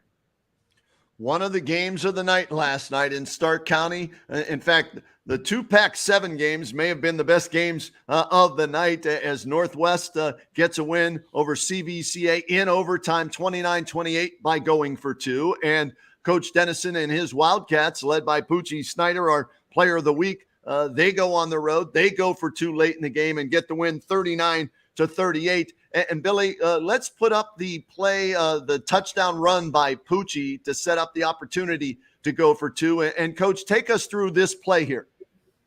Well, we had worked a lot of the quarterback draw out of empty the whole week, and they had been a 4-man front the whole way. They came to a 3-man front when we went empty most of the night. So we actually had to start in a 1-back so they'd be in a 4-man front so our line would feel comfortable blocking it. We motioned Ethan out, and Poochie did a great job reading it. And, Aiden Gear got to the second level, got in the way of, if you see up about the 30, just gets in his way. That's a good lineman block downfield against an athlete. Got in his way, stopped his feet. Jordan Fitzgibbons made a good block, and then Poochie just does what Poochie does. A lot of people don't realize that Poochie's a 4.4 40, and he's hard to catch when he gets in space. Now, he showed that last night, no question about that, and put some nice moves on, broke some ankles here at about the 20-yard line there, and then takes it the distance. And that's a 43-yard touchdown run to make it, at that point, 38-37, Coach. All right, and you and I talked last night, but for our viewers here this morning, take them through what you were telling your team there all along on that drive and after he scored about going for 2. Well, I told our kids. Well, I told our coaches after the interception when they were in a drive. I said, if we get out of this thing with no points, we're going to score. We're going to go for 2. And one coach said, we got to play. I said, yes, the Z now. And when we got in the huddle after that, I said, hey, let's go down and score. When we score, we're going for 2. We're running the Z now, and we're going to win it. And that's exactly what I told them when we got in the huddle to begin the drive. Coach, is that just your confidence in the team, or are you trying to instill confidence in them that, hey, we got this thing and we practiced this play all week, so you all know that that's the play we're going to run and to build your team up in a crucial situation? Hey, yes to both. Because, I have confidence in this team, and we're still trying to instill confidence at this moment. Our kids they've done a great job. Last night we expected to win, and that hasn't always been the case here. At Kansas South we've hoped to win. Now we're expecting to win, and that's a key difference to taking a program to the next level. And that's what we've been trying to instill, is to expect to win, expect to make those big plays, and our kids did that last night, and that was great. Coach, let's walk through that final play, the Z Nile, I believe you called it. You get down there, obviously a huge drive.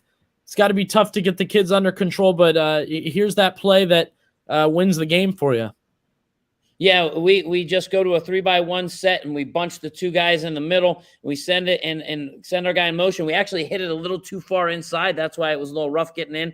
Pooch wants to hit him on the hash and get up inside when work. They were in a cover 0 look. So, the 2 blockers block the men over them, and then they serve as a pick for the guy following in motion. And then if they're in a zone coverage, you just kind of split the seam. So our kids did a real good job, and Tavon caught it and bowled his way into the end zone. And that was a good play for us. I told Kenny last night that that was that I thank Dan If for that play, because Dover beat us when I was at New Philadelphia in 2016 in overtime on that exact play. So that's where I got it from. It's a copycat league, right, Coach? If it works for somebody That's else, right. hey, it might Yes. work for me. Absolutely. So when you say you practice that all week, how many times? Well, we've practiced that. We've practiced that at least 3 times a week for probably the last 4 or 5 weeks. So that's been a play that we've gotten good at, and that we when we revamped our red zone after the CVCA game, and we didn't like what we did in the red zone against CVCA, so we put some new things in, put a couple wrinkles in, and that's one that we put in right away. And the kids enjoyed the celebration last night on the road, a big win.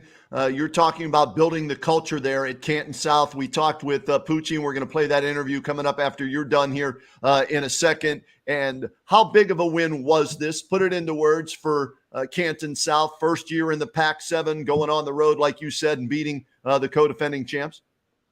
Yeah, you go on the road in a game that everybody knows is going to be tight, and you come away with a win. That does a lot for our program. That does a lot for our kids. It does a lot for confidence.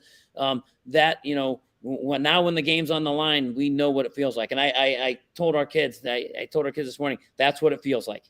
I said, and if you keep winning, it's just going to feel better and better and better. And now that expectation instead of the hope to win, that expectation to make the play. I was so proud of our defense. We struggled all night, but after we recovered that fumble, we came out and we went 4 and out, and they got a grand total of 3 yards on that last drive, and our kids were running around. We still made mistakes, but our kids were flying around and playing with confidence and not waiting for somebody to make a play or hoping somebody makes a play. They were all putting it on their own backs. Yeah, and Billy, that's the thing that really stood out to me was all game long, these teams were matching each other score for score pretty much, right? And you were down 10 points at one point, but on their last 2 drives, when they had scored on you practically all game long, the defense was there to recover the fumble when the quarterback took his eye off the snap, it looked like, and it was a little off center. And then they still had a chance to kick a field goal to beat you guys with plenty of time left, Coach. And your defense rose to the occasion. How can you build off of that for your defense? Just that last, drive stopping series there to win the game. That's big because at halftime I challenged them to play on fire, to play fire in their belly, and that that is a perfect example of playing on fire right there at the end of the game. So we build off of that, and then we build off of that. They now know that's how you have to play to get 3 and outs. That's how defense has to. That's the intensity we have to bring now, and that's the expectation. And then also, playing with better eye discipline is going to be big for us. I think our biggest mistake all night long is our eye discipline was awful, and with all the formations and the movement that they do, you can't play with bad eyes. And that was a lesson learned. Our kids were like this morning in films. Our kids were saying, yes, that is our biggest issue that we got to deal with right now. Coach, one last question before we let you go here. We walked you through plays. We showed you a great run by Poochie, obviously late to keep you guys in it. When you're calling plays, when you're choosing what you want to run, how often do you say, okay, we're going to do this play because Poochie can do it or Poochie can make something happen? Every play. Really, that's a big part of our offense. And one thing that we've been able to do this year much better, we've been on time and on rhythm. I mean, the improvised plays are much fewer this year, and that's a credit to our kids. That's a credit to Poochie. Poochie's on time with everything, but then when he's got to make something happen, he makes something happen. We were in the bunch package earlier in the game, and it looked like a planned draw, but it looked like a planned draw, but he missed the read right away, and he knew he missed it, but he wasn't going to throw it late, and he drove. I mean, he saw the seam in the pocket and he took off. And when you have a guy that can do that, it makes I'm a dentist and I don't like to throw the ball. In fact, looking at the stats now, we threw it only 24 times last night. Yeah, I'm not afraid to throw it 60 times now with Poochie because I know he can make something happen. Yeah, so forget the old Woody Hayes adage, right? When you throw the ball, 3 things can happen and 2 of them are bad. Well, no, not when you have Poochie Snyder as the all-time passing leader there, and he's only a junior, Coach. How much better can he get? I think the progress he made this year. Last year, he was a great quarterback as a sophomore. We worked on pocket presence, and we've worked, and you see, last night you could see he held the pocket a little bit better. Still have to work on that. That's still something, but he can make all the throws. He can improvise. He can make runs. I think you put 20 more pounds on him next year. I mean, that'll pay off dividends. And I think he's a guy that can play at the next level. He's 6 foot, so I hope some of these MAC guys are smart and realize 6 foot's tall enough, because he's one of those guys. I've been fortunate to have 3 Division I quarterbacks that I've coached as a head coach, and he's as good as any of those guys, and he makes plays. Probably ranks well right now. I think he ranks number 1.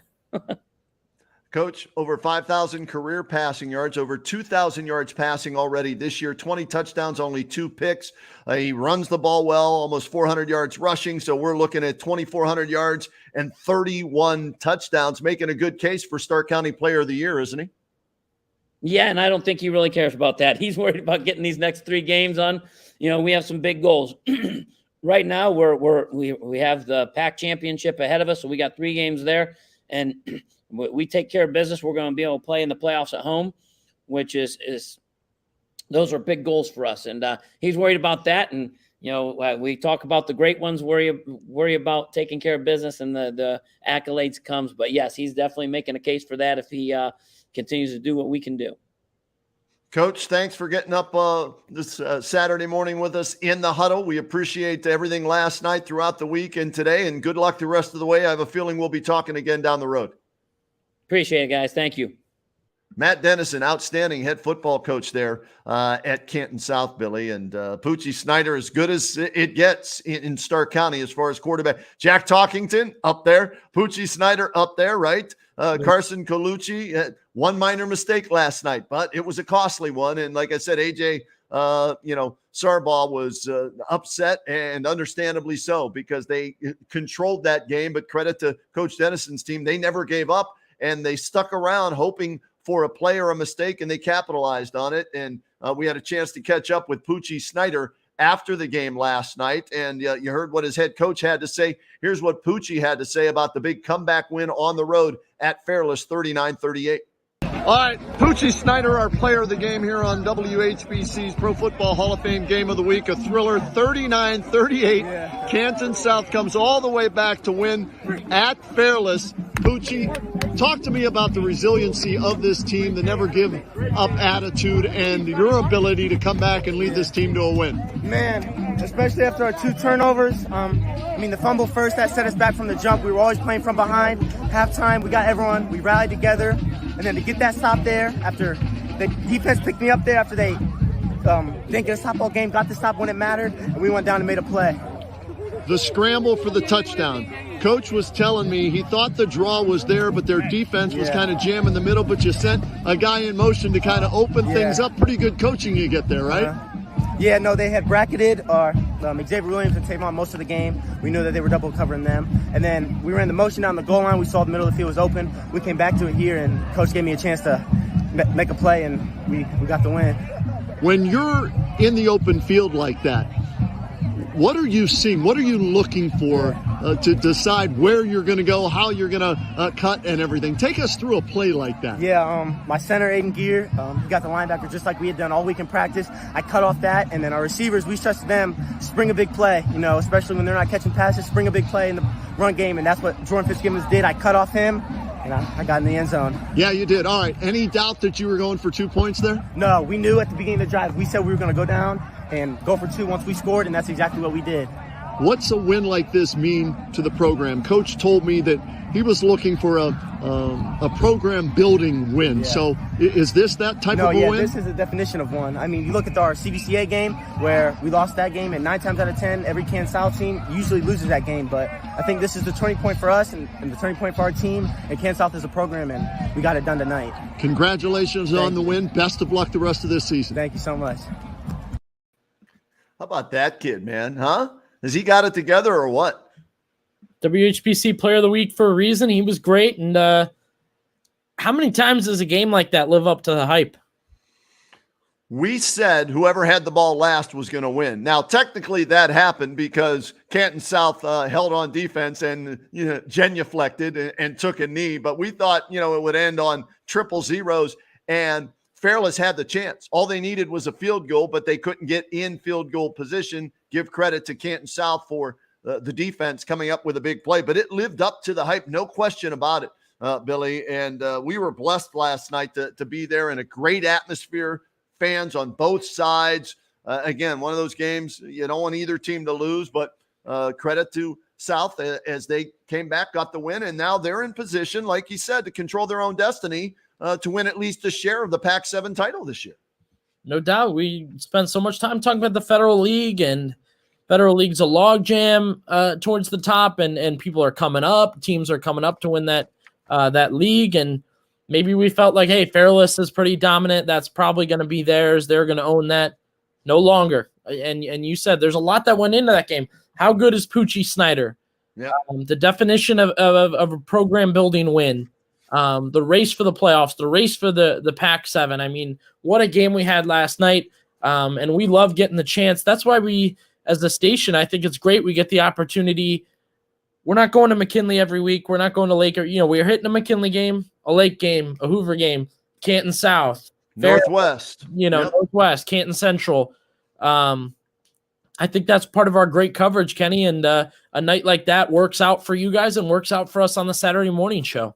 Yeah, let's run through all the scores real quick from last night, Billy, before we get out of here on this version of the Saturday morning huddle. Canton South 39-38 over Fairless. We've talked about it all show long, deservedly so. McKinley, the game you had on WHBCSports.com, 36-26 over Lake. Lake's first loss. They haven't started 7-0 since I think it was 1998. They had a chance. They fought back, but too much McKinley last night. Hoover, a winner over Perry last night, 24-14. Jackson, Jason Davide, 151 yards, 4 touchdowns in the Polar Bears' 38-0 win over Glen Oak. Massillon beats Middletown, Delaware, 42-24. How about this? You talked about your McKinley Bulldogs trailing 14-0 in that game, right?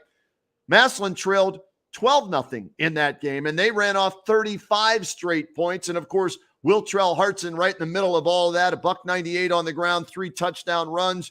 Jalen Slaughter with 3 touchdown passes. So Massillon now has won 6 in a row. They're 6-1. We talked with Troy Davis from Louisville, 27-23 winners over Green last night. Snaps that 10-game losing streak to Federal League teams. How about Alliance? Alliance beats Carrollton 47-14 last night. And all Caden Davis did for Alliance was rushed for 300 yards and 5 touchdowns. And that's not even close to the school record when Deuce Johnson ran for 462 yards back in 2017. But Alliance, after losing to Lake on opening night, they've won 6 straight. They're 6-1, 2-0 in conference play. Brendan Zerbrug, 17 of 19. That's efficient.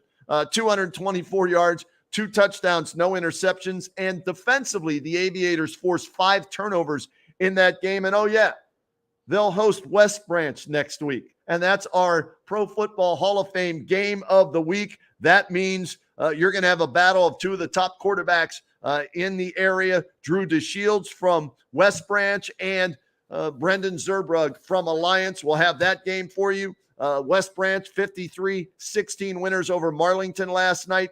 Drew DeShields, he had 4 incompletions. Shame on him.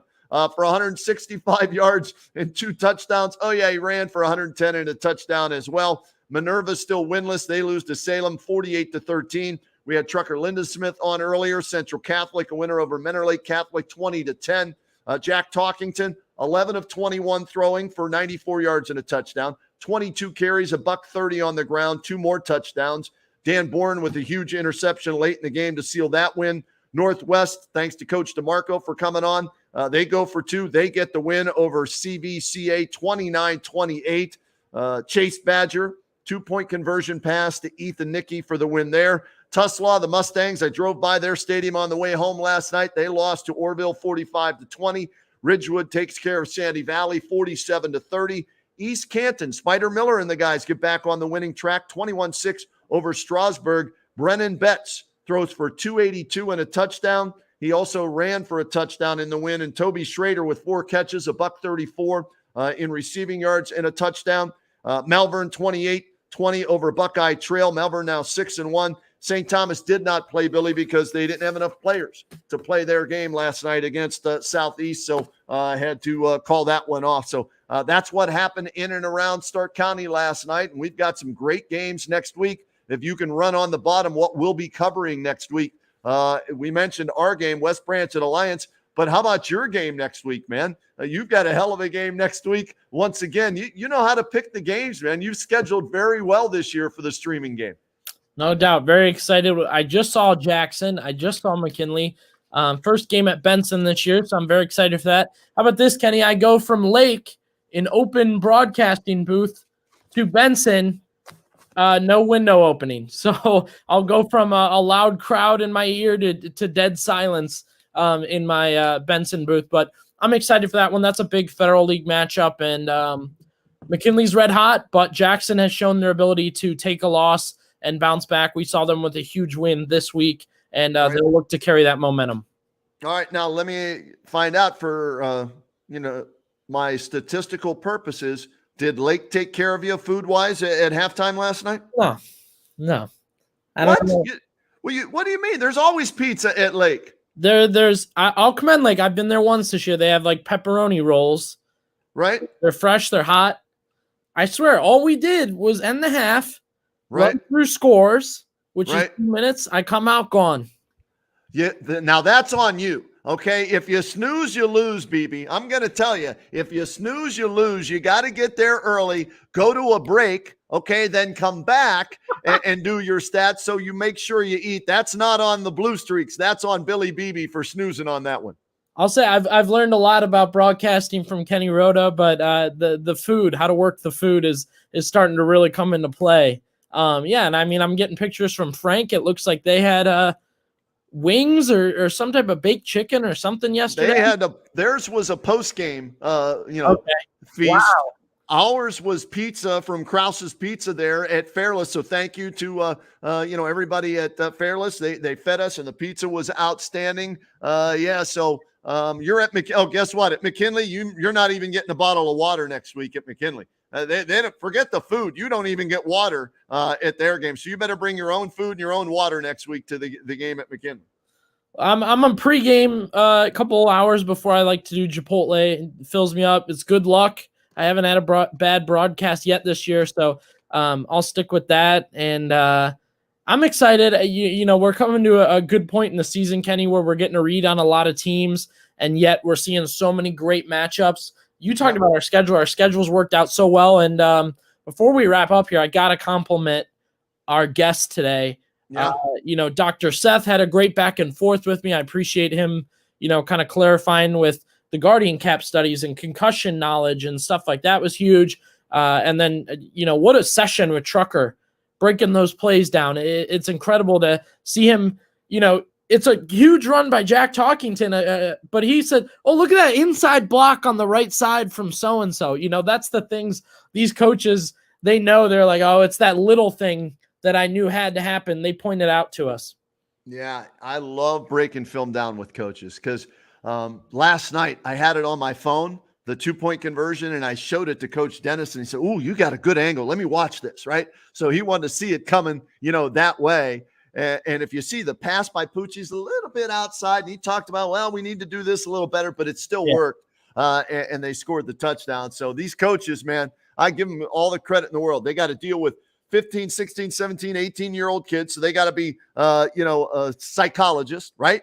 To a lot of these kids, they're father figures, right? And they got to worry about the X's and O's trying to outsmart their counterpart on the other sideline. And I'll tell you, last night, AJ Sarbaugh versus Matt Dennison, neither coach lost. They were both fantastic in their play calls, in their schemes, and it came down to mistakes on the field. And unfortunately, yes, South turned it over twice, but it's when you turn it over, right? And boy, Fairless had a chance to win that game, run out the clock or score, and a simple snap from center, fundamentals, and that's something AJ, I'm sure, will go over with his team. But he called a fabulous game to that point, and even that play. You got to, execute fundamentally, and that gave an opportunity for South to come back and put the ball in Pucci's hands, and Pucci makes magic. So Pucci wins over Colucci last night in our game of the week. So it's been a lot of fun recapping this, and we went a little longer this week, but because of all the great games and guests we had today, we can go long when we want to here on the Saturday Morning Huddle. No doubt. Great show this week. We'll be set up for another great week of recaps and whatnot. I'm excited to We've talked a lot about Alliance, and this will be our first look at them for Right. you guys to go over there for radio. So we're excited. Thanks, everybody, for tuning in. Make sure you can go back. You can you can leave a comment, leave a question for next week for myself or Kenny. When we go live, you can leave questions for the coaches and players. And that is the best part. Kenny, you talked about it. Number one, we can go long or short if we need to or want to. Or on the other end of things, this is going to live somewhere. So when we're done, go back and watch it on Facebook. Go watch it on YouTube. I'm trying to give you knowledge throughout the season, right? I need some knowledge from you because I'm in your old stomping grounds next week. Alliance plays at Mount Union, right? At Larry Karras Stadium. So what should I know about getting ready for a broadcast there at Karras Stadium? Well, I'll say this, and this wouldn't affect you, but this is more for Belford, okay? All right. You guys are lucky because the first high school games and the first Mount Union games, you go up in the booth, you set up in the booth, the sun beams right into that booth. There is no air. That is the hottest press box of all time. So you guys are lucky that it's good temps, and you guys are set, ready to roll. Beautiful booths. That's a state-of-the-art facility over there, obviously being for a 13-time national championship program. And you guys will have a good time with the temperature being as it is. I'm interested to see what you're wearing. You should do a outfit of the day, thing going forward with the temperature changing, because you could get some style going during the winter. It's hoodie season, Kenny. Hoodie season. I'm prepared. Trust me. I've got the style. I think I've got the style thing down, and so I'll be ready to go there. I'm looking forward to that. You talk about a high-scoring game we had this week with Pucci and Colucci, Canton South, and Fairless, West Branch, and Alliance. Man, we may have a score in the 50s for both teams when that one's all said and done. So we may crack 100 points this week. So we're looking forward to bringing that to everybody. And you've got a great game. And then, of course, we'll recap everything again next Saturday morning here in the Huddle. Beautiful. Have a great weekend. You too, man. And we'll see what the Buckeyes do, what the Browns do. And we'll talk about all that on the Kenny and JT show Monday through Friday from 3 to 7 p.m. And then Billy and I will be back in the Huddle with you next Saturday morning on Facebook and on YouTube at 10 a.m. Great job, BB. See you in the Huddle, Stark County.